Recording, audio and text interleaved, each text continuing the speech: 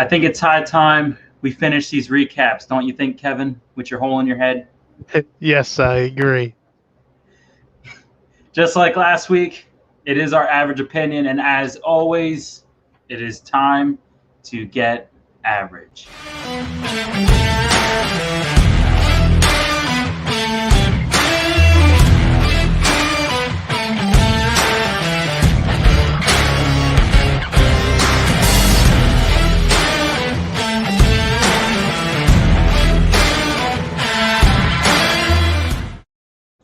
What is going on, guys? We are the Average Bros Fantasy Show, your one-stop shop for average advice, brought to you by Football, Darts, and Fantasy Sports Alliance. As always, I'm joined here with my below-average brother who doesn't have a hole in his head anymore. Kevin, how are you doing tonight? I am doing just wonderful. Glad to be back on the air with you. Although look kind of ugly today, but no different than any other day, I guess. I know I'm glad to be back on Tuesday nights. We have home field Yes. advantage here, and we have Maria checking in with us. How you doing tonight, Maria? I kind of The figured. Atlanta Legends owner. Yes, the Chiming in with Atlanta this. Legends. I had a feeling that we would have some other faces join in here, as this is their dynasty draft we are diving into. And we have Kim that chimes in, says, "Hi guys, how you doing, Kim? The pasta was good, or the spaghetti was good." But before we get into things, I believe we have some bills to pay, Josh. We have some bills to pay, other like smart sayings that above average people would say off the top of their head, but that's how it goes. But as always, before we get into our show tonight, we would like to thank our broadcast sponsor, Football Darts. Football Darts is a dart game that combines the skill of traditional darts with the strategies of American football. This innovative dart game is played on a uniquely designed multiple target dartboard. It can be played in sports bars, at tailgate events, as league tournaments, or as a leisure activity in the comfort of your home. If you would like to check out their officially licensed collegiate dartboards, please head on over to footballdarts.com and make sure you guys use code IPLAYFSA at checkout. Get yourself 30% off and get yourself some above average dartboards. And if you guys like the show, please like, share, and subscribe to the show, and follow us on all of our social media outlets you see here at the bottom of the screen and all over of the place, as well as check out our website, fsa-fr.com, if you guys want to check out your draft recaps, as well as follow us along while we go through it. Go right ahead. And of course, please head on over and check out Brad, Josh, and Eric on the Empty Wagon Show Saturday morning at midnight Eastern Standard Time. That is this Saturday, July 17th, which is a day after my birthday. Remember that. And we have Kim saying thank you. Maria saying, let's see how bad I did on the Foxtrot draft. We will definitely get into it with our average opinions here. And just to, I guess, recap what we've been doing these past couple of weeks, this past month or so. Me and my average brother, Kevin, we have been going through not only the startup drafts with Echo and tonight being Foxtrot, we have also covered the Alpha, Bravo, Charlie, and Delta rookie drafts. And if you guys have not gotten a chance to either watch or listen to it, I'm gonna let you say this part, Kev, where you can go on over to, because it is your trademark. So go ahead. Yes, please go over to Apple Podcasts, Google Play, Amazon Music, iHeartRadio, Stitcher, Pandora, and anywhere else you may find podcasts for your listening pleasures. Take a listen to not only myself and Josh, but our fearless leader, Brian, who is off tonight and will be back tomorrow, and the average or above average guys on the Empty Wagon on all of those podcast platforms. One thing to note, the Empty Wagon guys just finished up their divisional breakdown, which is now live over there, posted up this morning. So go take a listen to those guys. They'll tell you where these players drafted fall within the division on actual football and any relevance off that. But we get into breaking down your picks. What was it, the least that they went over, or was it the West? The West was this past one. It was the West. Okay. Yeah, definitely recommend heading on over and checking them guys out, listening to them. They definitely know their stuff more so than us. Hopefully we get one of them popping in here tonight with the Yellow Jackets. Yes. And Eric. Yes, 1/3 of the Empty Wagon guys, Eric actually has some stock in the Foxtrot dynasty, owning the Yellow Jackets. So pick 101, Kevin. Take it away. For the first couple picks, I'm going to switch back over to the list version, but I did want to pull up the grid. It's my preference. You're able to see runs this way, and by runs, we mean multiple players at the same position drafted in succession. So how you see multiple red blocks in order or multiple blue blocks in order, things of that nature. But for an easier view, there is a list. I would definitely say as far as the Foxtrot draft, I recommend doing the list version for probably the first 2 rounds because the trades were absolutely bonkers throughout this league. So we start with the 101 pick. The Tonawanda Lumbermen take Patrick Mahomes 101. Not much of a surprise here, I would assume. Only, I'd say, 1 of 3 players worthy of the pick. 2 if I'm you. Yes, 2 if you're me. I'll say it again and again. I'll take it to the grave with me this year. Either Patrick Mahomes or CMC. You can't go wrong with either or. And as we saw from last week, if you go Josh Allen before Patrick Mahomes, not too many people are gonna view that pick worthy enough. Just me at this point. I'm on an island of my own. Yes. I need to go buy an Allen jersey. We did say, however, that the team who picked Josh Allen at 102 was probably the team to beat because of the other picks that he made throughout the draft. So he did redeem himself. Then at 102, we have the other worthy member that we had mentioned of those top picks in CMC going to the Newark Tornadoes. Like I said, can't go wrong. If Mahomes is doing, you got to take CMC. And also, I am just a RB in the first round kind of guy, and you will definitely notice that later on in this round. Then you have at 103, the third person we had mentioned within this round already, being worthy of a top spot. No brainer here. The New Jersey Generals go Josh Allen. I know you're not a fan of him being the top quarterback taken, but how do you feel about him going this early, being the second quarterback off the board, third player overall? I can't really complain about it. Like I said, I personally wouldn't go QB here. But on the other hand, if you notice the tiny run that forms, the couple picks after him, I think it was definitely a good pick to go here. Yeah, when you talk about runs, we'll mention the next 2 picks together.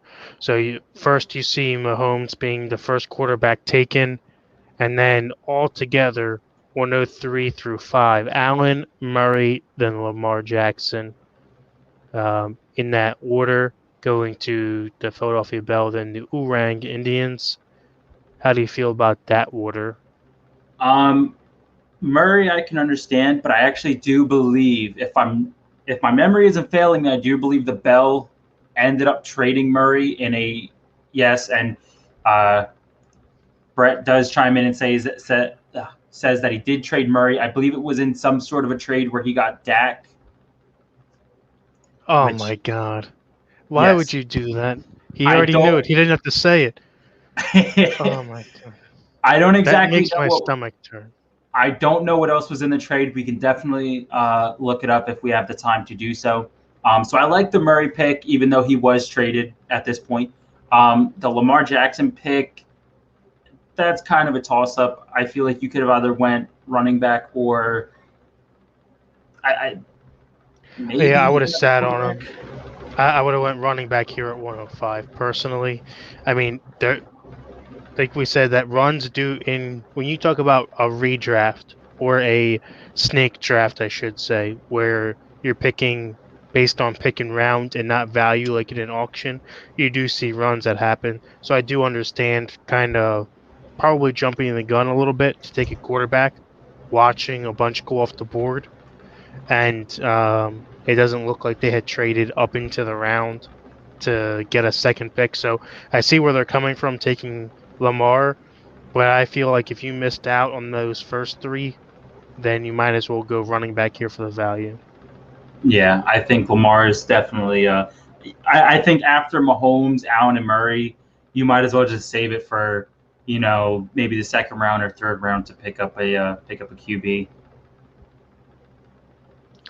Then we do get into our first running back off, or sorry, second running back off the board after CMC.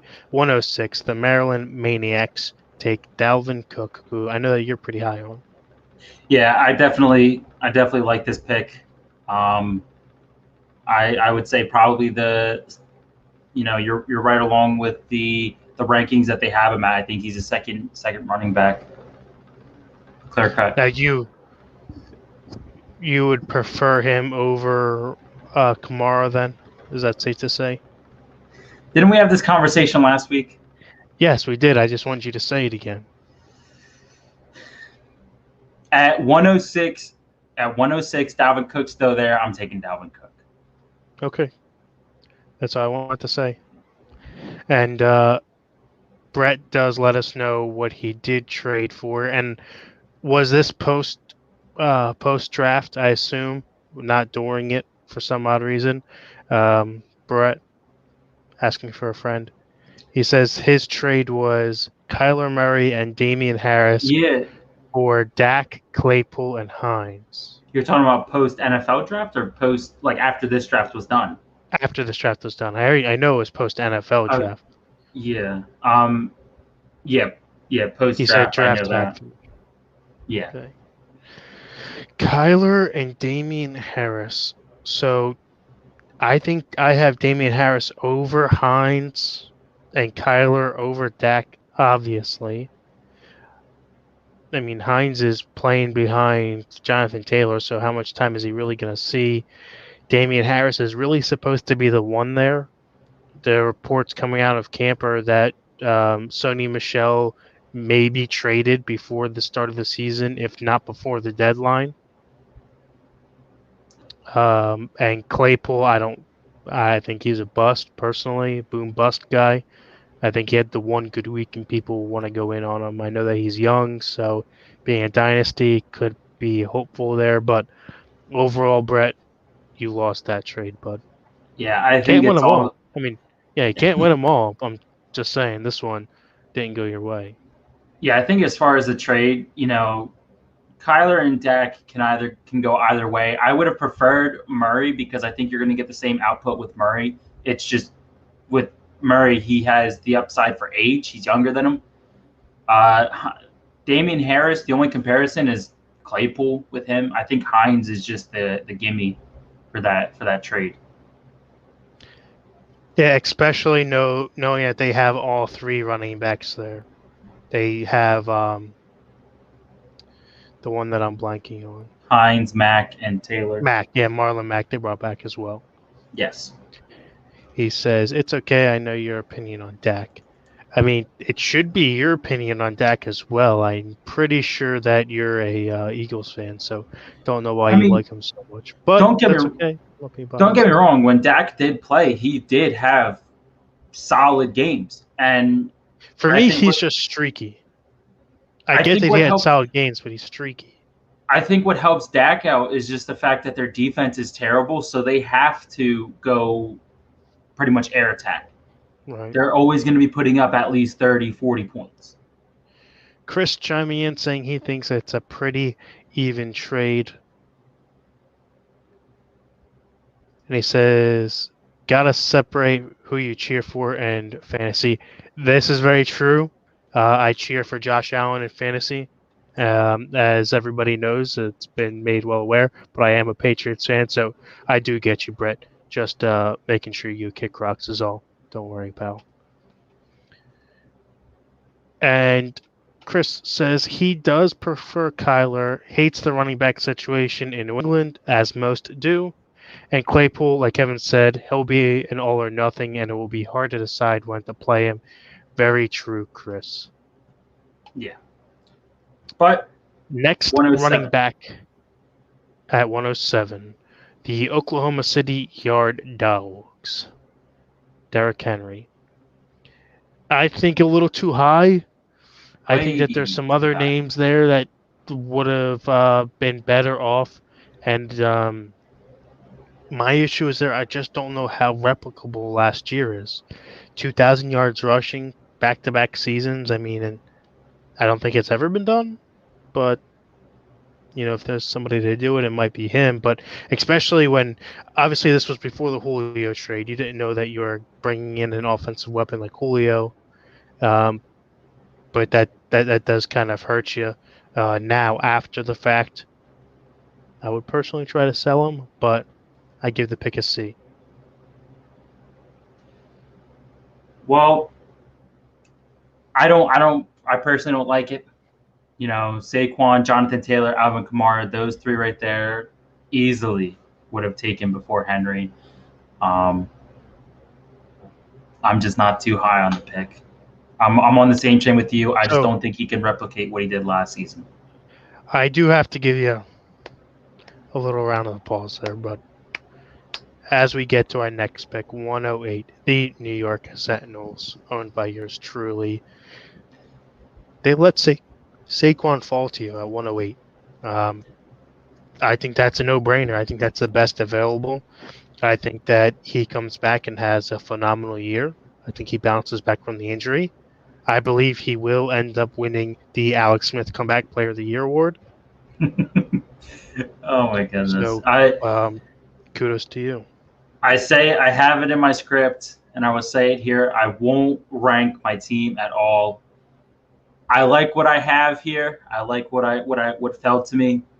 And I will say it was a huge. I was pulling hairs out, and I believe Chris can vouch for this. I was pulling hairs out between Barkley and Kamara. So even Taylor, who falls right behind you, we had a little bit of a run here. Cook, in order, we had Cook, Henry, Barkley, and Taylor all right in a row.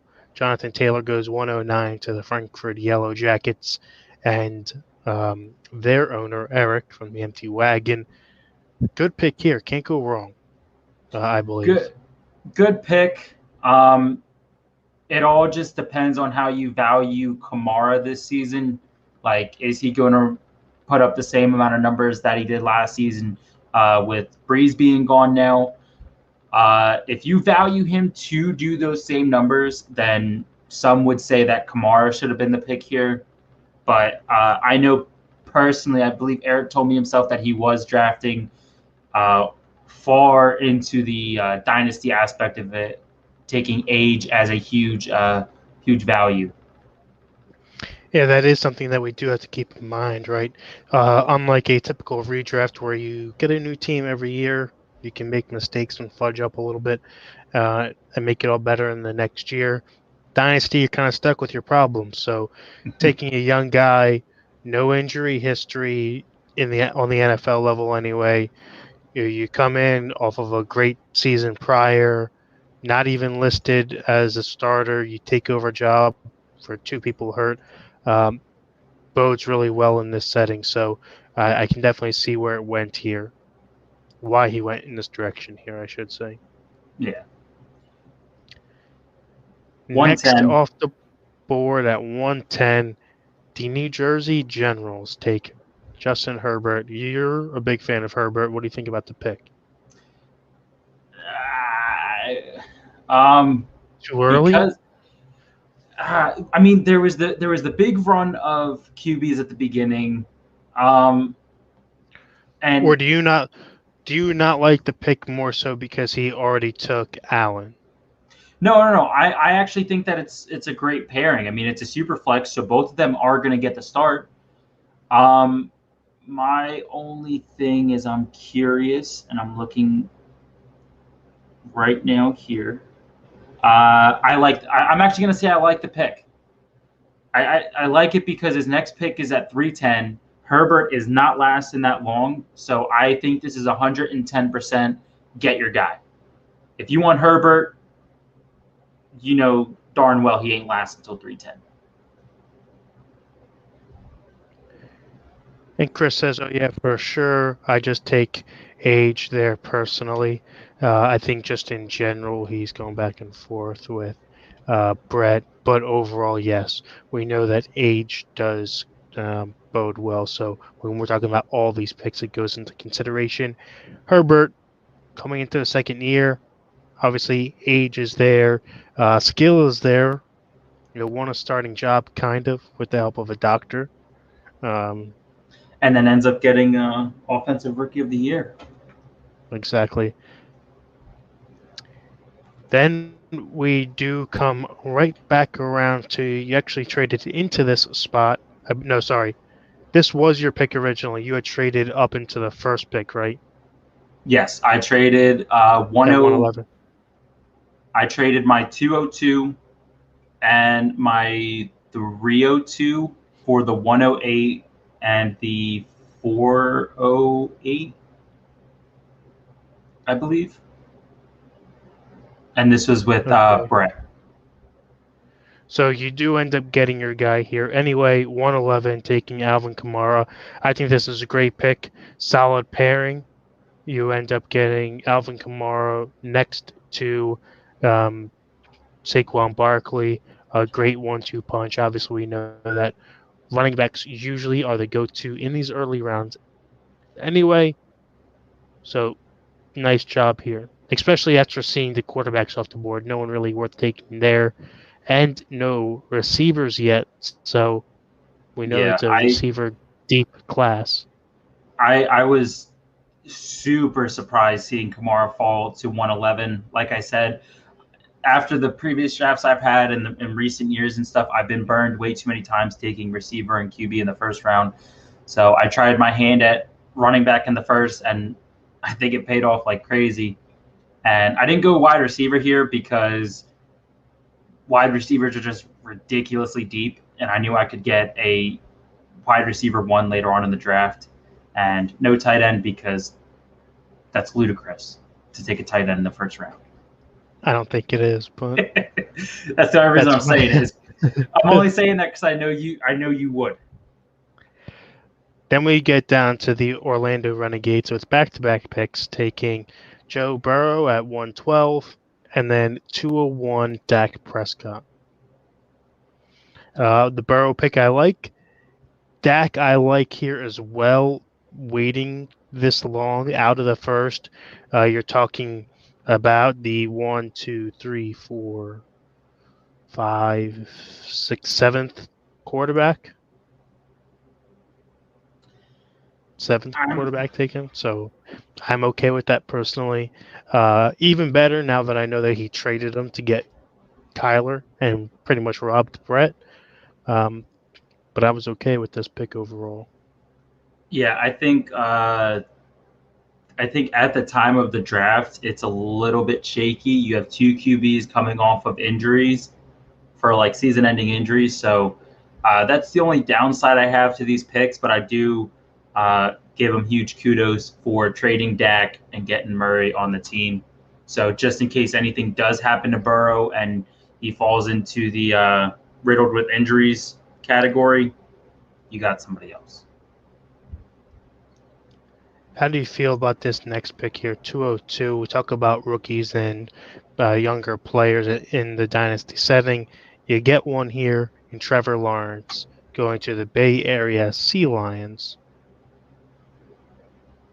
Personally, a little soon for me.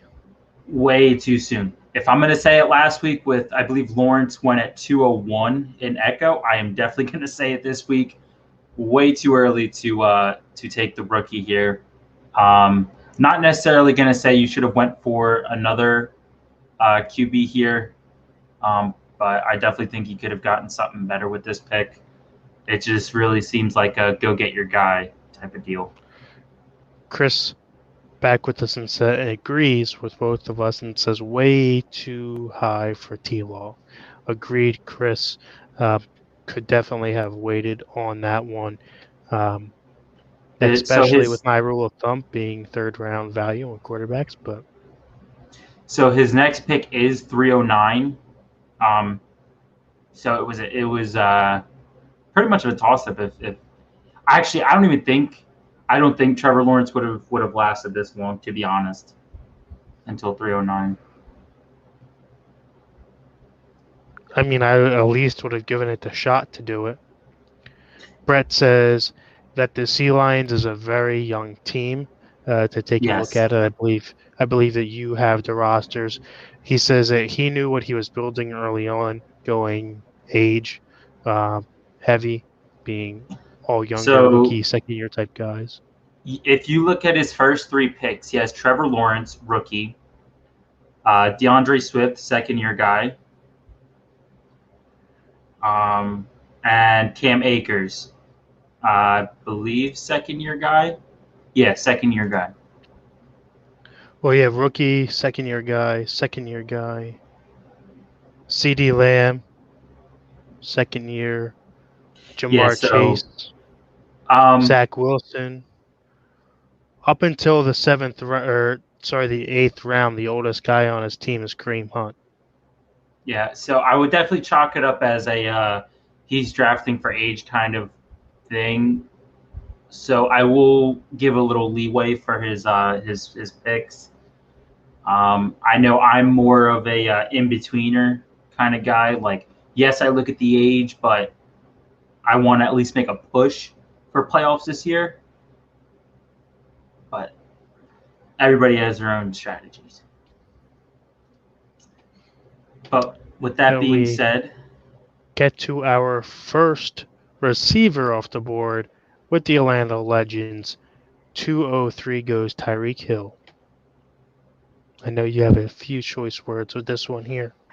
I don't. It's not terrible. I mean, it's not. Yeah, it's not terrible. I mean, it depends on how you view maybe Devontae Adams with the whole Rodgers situation. And I mean, just behind Adams, Tyreek Hill did finish second in points. Where did Diggs finish? Diggs finished third. Okay, yeah, he would have been my choice personally, as just a personal preference over the other two. I think personally that you could slate those three guys, 1, 2, 3, in any order and be okay. I might mix in another name or two within the top 5 in Hopkins and Jefferson, maybe. But with that being said, I think that it was just way too early for a receiver. This year's drafts are going to be very deep at the receiver position, and you maybe could have waited a bit on this. I personally probably would have gone running back, being that so many had already gone. But I mean, not terrible. I give it like a B-. There was just better, not a bad player, and definitely will have overall value, but I think that you could have had more longevity and value someplace else.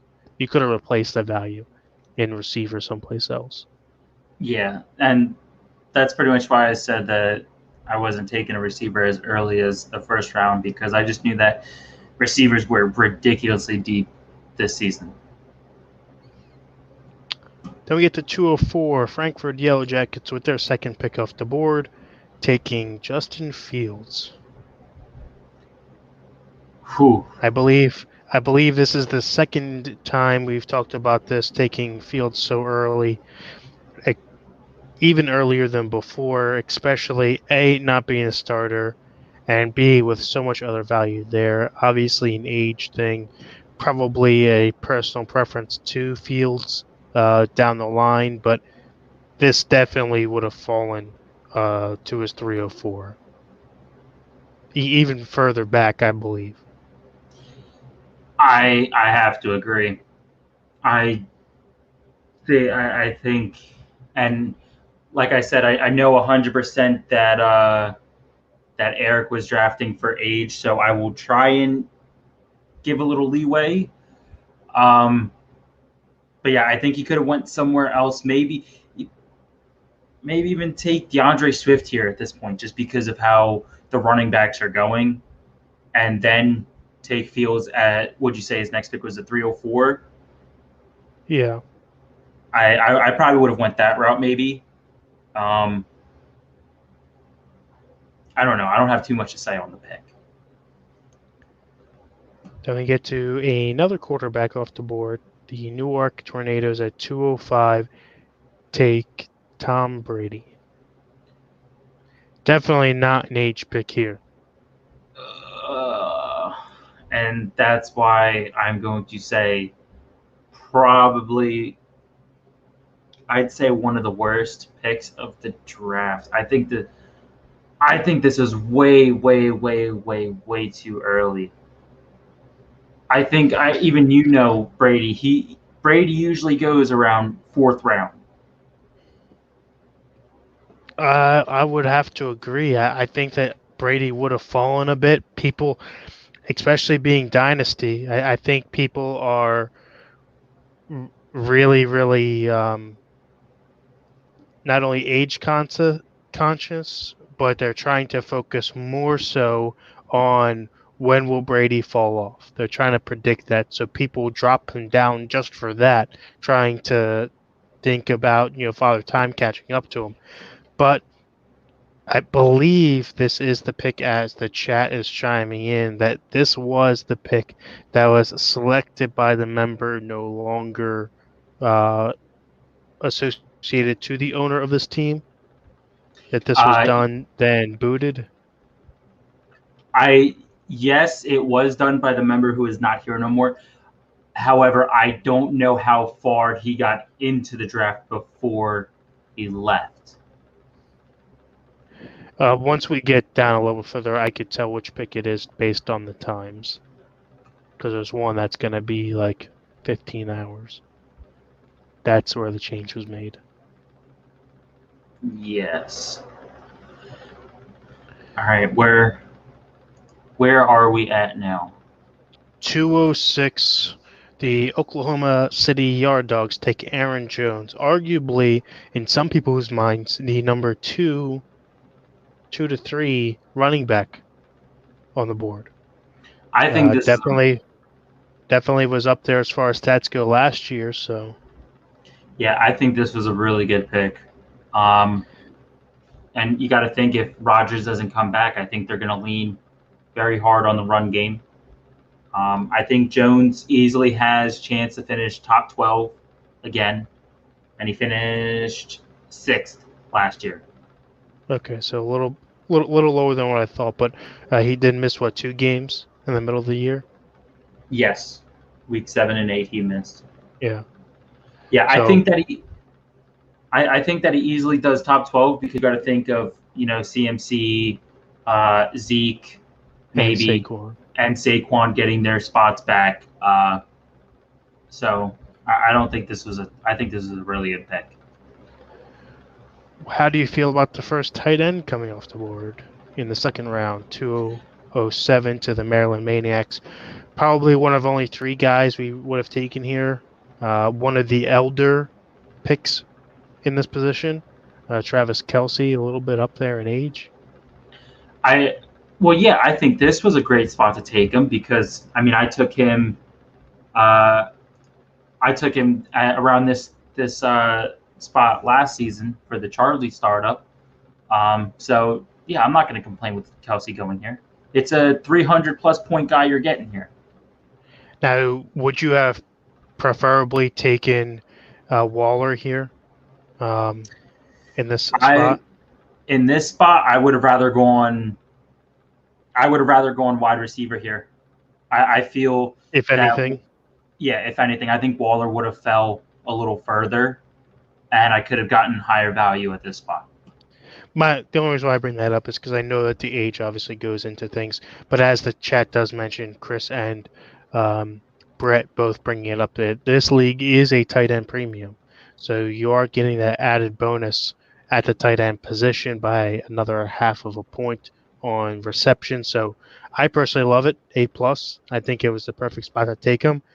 I probably would have taken him at the turn if I was there, a little bit higher in the second round, personally, but can't argue with the value at 207. No. Then we get down to 208 with the Oorang Indians taking Russell Wilson.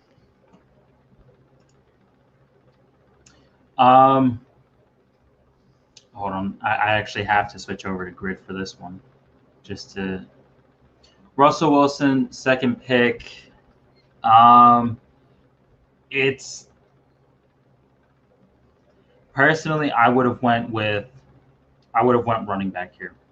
I think that, like I said, I think running backs fall off so quickly that if you don't get a running back in the first round, I think you have to take one in the second round.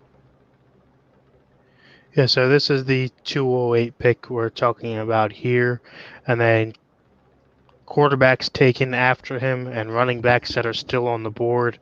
That leaves you with Matt Stafford, Baker Mayfield, Aaron Rodgers, Justin Hurts, who some people are high on, especially in a dynasty setting. Well, Ryan Tannehill. Don't get me wrong. If you're going to take a quarterback here, this definitely is your best bet, your best choice. So you got the good quarterback. I just maybe would have went a different position here because you have Lamar already. Do you think this is maybe where you go Zeke, who went in the 310 spot? No, I would have went Chubb before Zeke. Chubb over Zeke, even with the carry share with Hunt. Carry share or not, he still gets top 12. That's RB1. Yeah, but you don't think that Zeke could finish top 5? I mean, you're talking about where Chubb finished last year was, I believe, what, like 9 and 10. Chubb finished 11th. That's okay, with 11. That's with missing 4 games. He plays those 4 games. I'll give him top 7, maybe. Okay. And Zeke, like I said, I say it all the time. Ever since Zeke got paid, Zeke didn't care. That is very true. You said that last show. So I tend to believe that it is the trend that he's trending downward on his value. That he's kind of peaked out, but people are pretty high on him. So that brings us next to 2. And we have Brett saying, but his RB1 being Etienne is worrisome. Yes, that is. But so when me and Kevin review these drafts, we do it as in he took Russell Wilson and has nobody else on his team. So I try not to bring in like, yes, he has Russell Wilson here. Until we get to Etienne, then we mention, okay, hey, you probably should have jumped sooner. You got nobody, bud. What were you thinking? Speaking of what were you thinking, we get down to Devontae Adams, arguably the number 1 or 2 guy. They let him fall all the way to 209. He goes down to the Philadelphia Bell. We saw me and go ahead. I know me and Brett were actually having a chat on the Discord for this pick, and he either said he wanted Adams or Diggs. And I told him, I said, look, you should have talked him into Diggs. That way Adams would fall 1 pick to you. No. Well, no, he wanted Diggs. But I believe I talked him out of taking Diggs. And then, but it was mainly mainly he was like, he said like, oh, Adams is still there. Like, I feel like I have to go Adams here. And I told him, I was like, look, whether you take Diggs or Adams, I was like, take your guy. I was like, I respect you as a fantasy player and everything. I said, take your guy. And oh my, no, that's listen, in redraft, all right, that is my rival. You have Damian. I can tell him to kick rocks whenever I get on pleased to. Okay. Devontae Adams, second wide receiver here, but in the eyes of a lot of people, being the first receiver, I think it was a good pick. I'll be honest. I think so. I say A+ pick here at 209, a poor pick at 210. The New York Sentinels take Justin Jefferson, the next wide receiver off the board, leaving Stephon Diggs to fall further down. I don't know what you're doing here, bud. It was okay. You tell me on one hand, one pick before, you and Brett, a fantasy genius, is talking about Diggs or Adams. He takes one. Your next pick should be the other guy in the conversation, and you let him fall. Timeout. I know. And this evolves around like what happened in the first round as well, where it was a toss up between Saquon and Kamara. I know somebody talked me into taking Jefferson here, and it's even in the comments. It is even in the comments. I blame Kamish, Anthony, and Chris. They talked me into that pick. I do, however, say you do end up redeeming yourself. At 301, you did draft Diggs. You totally redeemed yourself. But he should have been taken at 210, because what happens if you couldn't get that trade done because you traded into that pick? Oh, this was long after the pick was done. This was long after picks were done. Draft time, I don't think I had any trades this far up during the draft. And then also, had I taken Diggs at 210, you see the banter I'm already getting for taking Diggs at 301.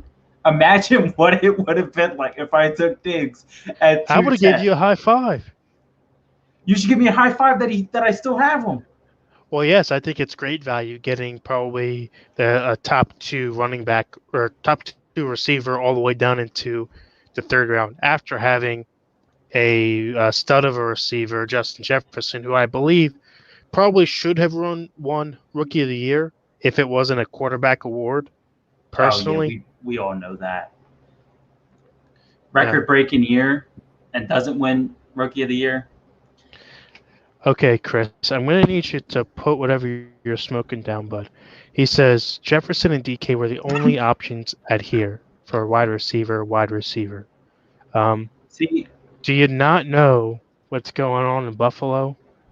What had happened here was since Brett let Diggs fall to me, I thought I would repay the favor, and I let DK fall to Brett at 302. I was a nice guy.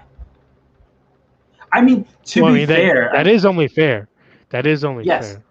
I still think that me and Brett made out with receivers here between the chat that we were having. We both got our vet, which, I mean, now with the whole Rodgers talk, the Diggs pick seems a little I mean, we both got our young guy. So can you pull up the rosters? Because just where it shows everyone's rosters in general. That I can. Chris wants to know, you and Brett made out? No. Oh my goodness. That's a fair question. That's a fair question. Oh my goodness. PG guys, PG. Gosh. I gotta believe that's probably the top 2 pairings right there, at least in a win now type of year, because Chris does mention that Diggs is 28, a little bit on the older side, not crazy. He's not 30, which isn't too bad off, but you pair Devontae Adams and DK, and then you've got Jefferson and Diggs. Hold on, I gotta ask the question again. I don't know what Chris is smoking. Diggs is 27. Adams is 28. Jeez, Chris. Wrong again. Mama's wrong again. Oh my goodness! No, don't. Why did you want me to pull up rosters? Whose roster do you want me to look at? Just look down the list. Do you see unbiasedly any other 1-2 punch at receiver like yours and Brett's? Okay, so I will go down the list here. I'm not going to mention team names. So we have. I'm trying. I got to notice who their 1-2 is here. AJ Brown and Mike Evans. Not bad. Not as good as the other two. Well, that's mine. Let's see. Hold on, I'm going down. Scary Terry and either Kenny Galladay or Juju, whoever you want to say is better. Scary Terry started good, but Galladay with the Giants, injury prone, and Juju not a fan of. So no there. Keenan Allen and Calvin Ridley with Devontae Smith. Oh, from the Eagles, yeah. So all of his four right in a row: Ridley, Allen, Smith, Judy, who could bounce back, who didn't have a thriller rookie year, and Curtis Samuel playing second to Terry, Scary Terry. I do like those. That could be up there. Robbie Anderson and Bobby Trees. I would say Bobby Trees or Jarvis Landry as the second guy. Kind of both twos, I think. I don't think neither one of them stand out as a top receiver. So let's see here. Tyreek Hill and as far as Tyler Lockett. I do like this one here. This is actually a pretty decent team in the Maniacs. You got DeAndre Hopkins, Julio Jones, Adam Thielen, and then Cole Beasley out of the slot. Well, yeah, I think as far as overall points and power, I would give them the edge. But if I'm looking at longevity, obviously it's not going to be there. DeAndre Hopkins, Julio Jones, even Thielen, a little up there on the age side. Yeah, so Hopkins is 29, Thielen is 30, and I believe Julio is 32. So I would say very good win now, but as you're saying with longevity, you're going to need receivers soon. So as we move down a little bit further in the draft, as we get pressed for time, is there any one pick or picks that stand out to you in the next group of rounds as far as big wins or on the opposite end losses? I'm gonna say 412.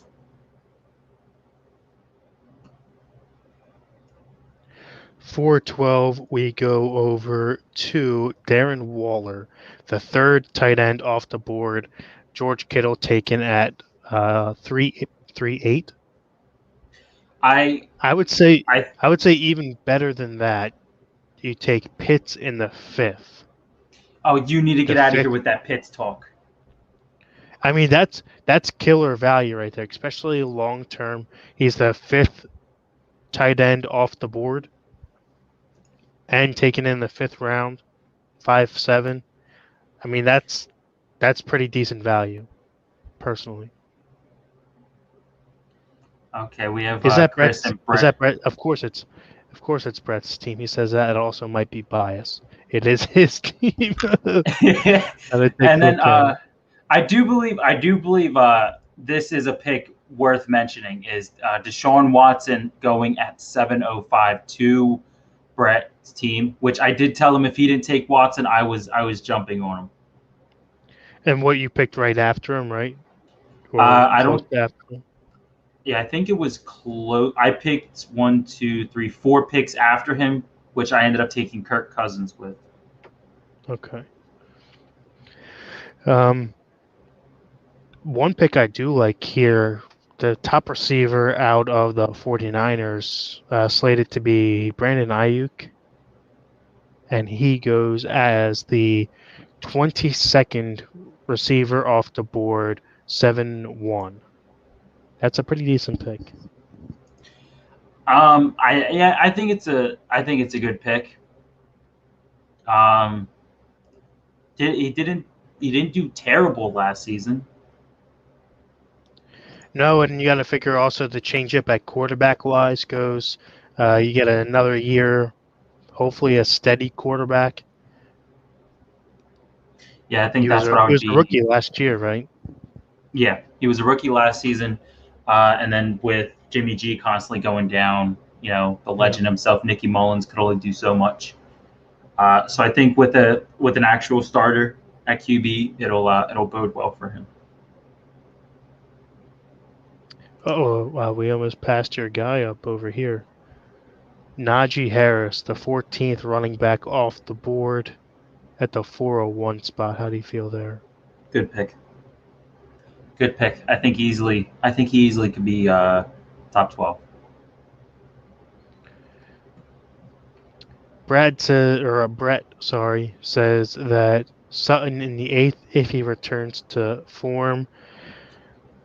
My I issue swear. there is my issue there is that if he returns to form and the other competition there, because you have Judy, you have KJ Hamler, you have Fant, running backs out the backfield. Sutton may kind of go to the wayside if he doesn't step up really fast out the gate. There is one pick that I would like to point out here, and that's at 10-11. 10-11 10, can't get Traquan any Smith. can't get any better value there. Your boys going to the playoffs, to the finals, to the Super Bowl, to the big game at the end. Your boy is going there. As we all know, Traquan is a relic in this organization here, as well as with Emmanuel Sanders going, moves up to wide receiver 2, and dependent on QB situation there, not a bad pick.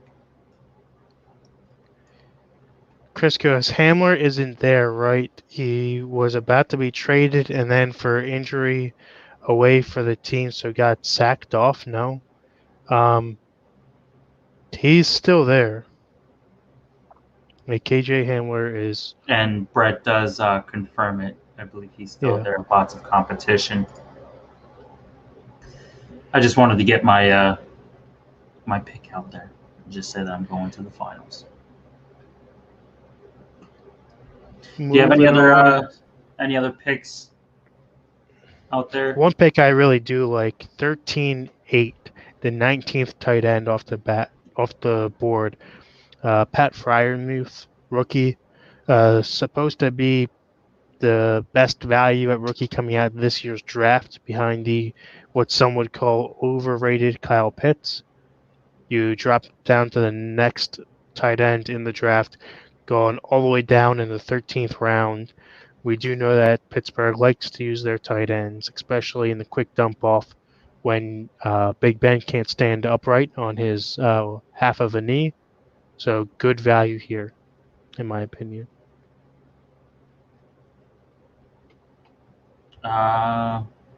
Chris says, "Who was that? Who was it that happened to then?" And then He he says it says was Deshaun Hamilton. I don't even know who that guy is. he's a wide receiver I for should probably or pay was a wide receiver for the Broncos.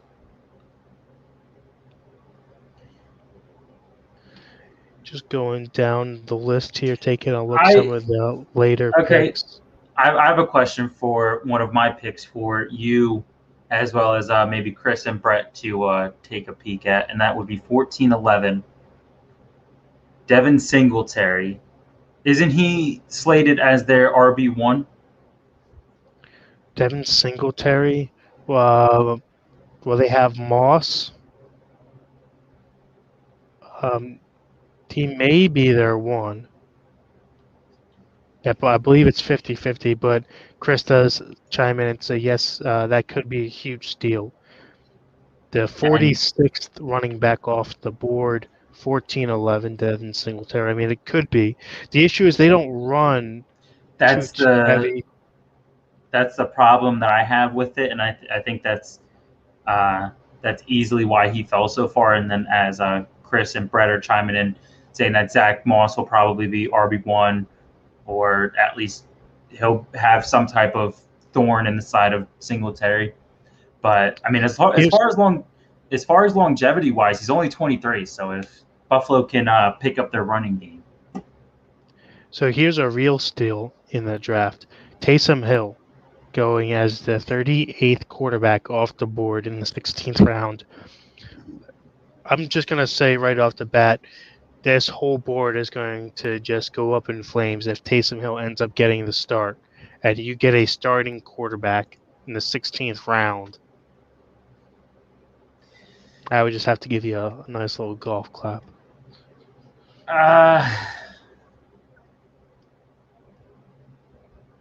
What happens if he starts? I just don't see it happening. I mean, it could easily be a Miami situation, Where they switch halfway Winston. through. Well, yeah, right when Winston starts throwing his interceptions like he's used to, they pull him, put Taysom Hill in, and Taysom Hill takes off. Then there you go. You got a QB1 in the 16th round. As a 38th, not even within the top 32, taken as a fourth quarterback, basically. I mean, there's keep tooting my own horn here. Tariq Cohen in the 17th round. He comes back, takes his spot from Montgomery. And then so what team is this? They follow that pickup with taking Mills, the rookie for Houston. Oh, this is the Yardbirds. Yard Dogs. Yard Dogs. Yeah. Chris says McCole Hardman could be a nice deal. I didn't see where he went. I'm in list form right now. Chris, where did you see that pick taken? I didn't see it there. Brett says Cam as quarterback 36 off the board. I mean, that's even bigger. Ooh, I think that's an even bigger shocker than Hill, because Cam is a day one starter and he goes outside of the top 32, which is astonishing. He said it's the far right. 15-10 is Hardman. 15-10. That it is to the New Jersey Generals. He's slated to be their second receiver behind Hill. Wide receiver 2 now that Sammy Watkins is gone. Yeah.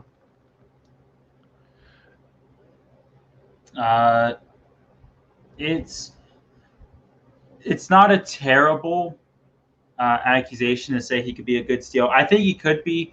It's just the same situation that you have with Kelsey or Hill is just there's so much competition there. So I really do question this pick though. 26-1. I know you were getting into the weeds. I realize that 28 rounds is a lot of rounds to go through, but why'd you draft Frank Gore? It's my question. The guy's he's a literal dinosaur, not even on a team currently. I mean, Tim Tebow, who is a technical starting tight end, couldn't even go as high as him.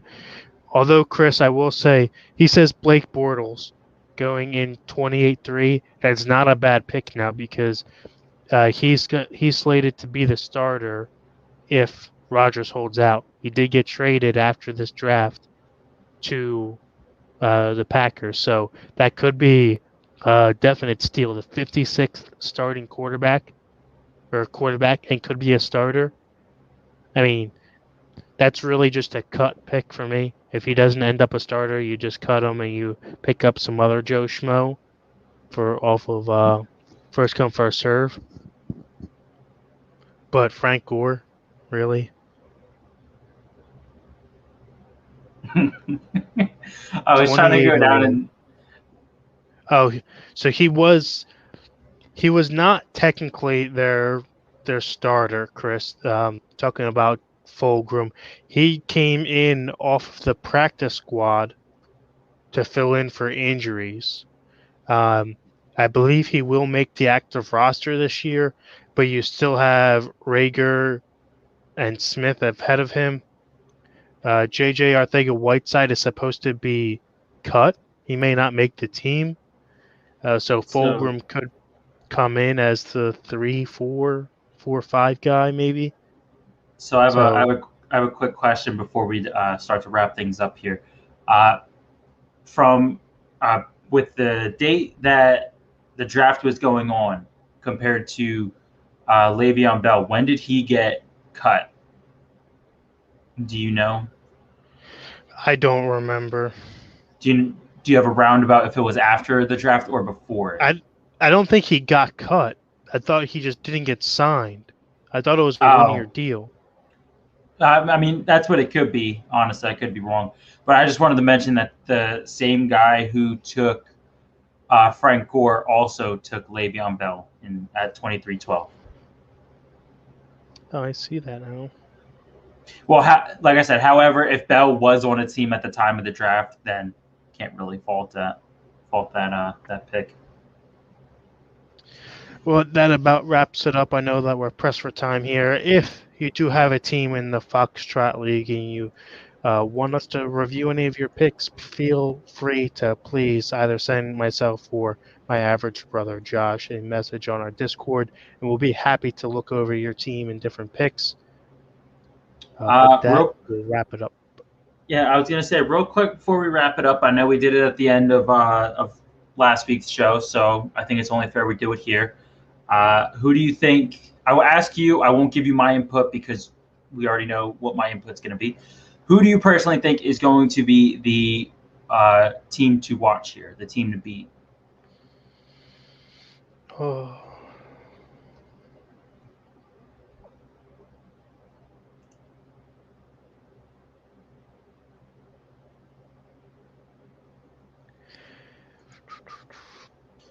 And while he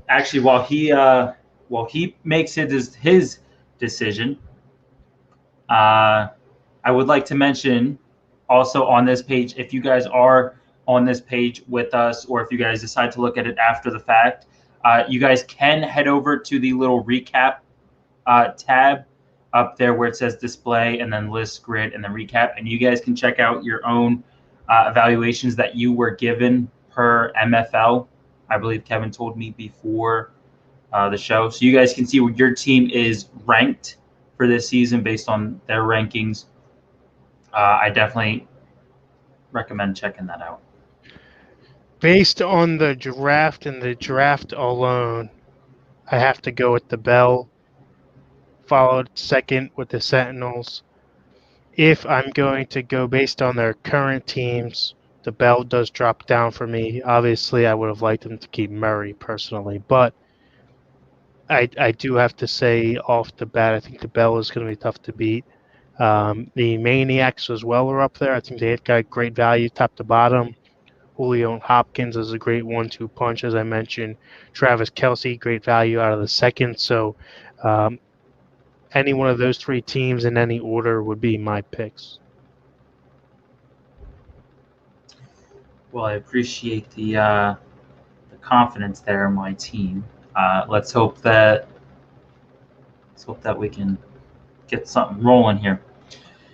But let's get your boot your screen out of here.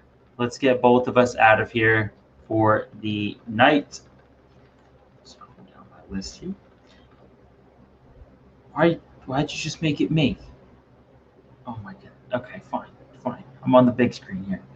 Before we return to our regularly scheduled Average Rose Fantasy Show on July 20th after my birthday on July 16th. You guys have me on Discord. At 8:30 p.m. Eastern Standard Time, check out the flagship program with Brian. I believe and hope that Brian will be back tomorrow night. So check out the show with him and my brother Kevin on the Fanatically Raw broadcast tomorrow night at 8:30 p.m. live here on Facebook, YouTube, and Twitch, as well as catch the Empty Wagon guys this Saturday morning at midnight on July 17th. That's a day after my birthday. And if you guys are unable to watch us live, check us out on Anchor, Apple Podcast, iHeartRadio, Stitcher, all of the places that Kevin says that I can't seem to remember or type down. Anywhere you can find us for your listening pleasures. Again, thank you guys for watching the Average Bros Fantasy Football Show, sponsored by Football Darts and Fantasy Sports Alliance. If you like the show, please like, share, and subscribe to the show, and follow us on all of our social media outlets that you can see here at the bottom of the screen. And as always, of course, we would like to thank our sponsors before we head out.